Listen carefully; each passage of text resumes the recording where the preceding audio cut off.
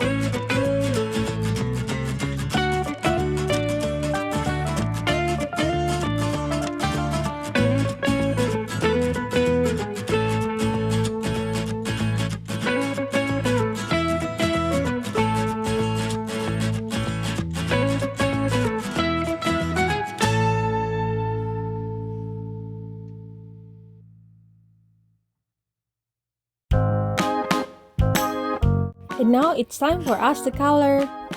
If you enjoyed this video, don't forget to like, share, and subscribe.